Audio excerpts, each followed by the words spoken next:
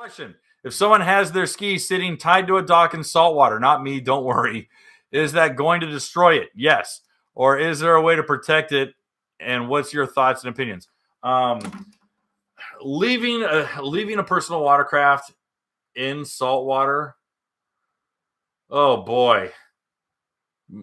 Besides the growths, I mean, honestly, we've seen jet skis with barnacles and mussels all filling in the pump tunnel and getting in the way of steering linkages and all this kind of crazy stuff.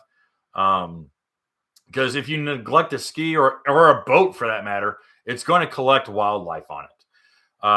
Obviously, the corrosive nature of saltwater is just brutal on metals.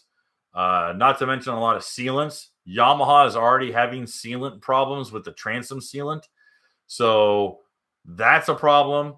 If you're choosing to store your watercraft, you have a dock or at a marina, get a floating dock or an elevated dock. An elevated dock if you can afford it, or a floating dock, or see if the marina you live at or reside at has available floating docks to borrow. Hey guys, thanks for hanging out.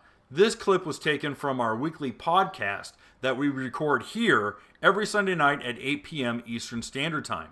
If you want to watch the whole video, you can go to the Watercraft Journal's YouTube channel, go to playlists, and then click on live sessions. You're going to see it there. Otherwise, go ahead and leave a like, a comment, and definitely subscribe to the channel. It helps us grow.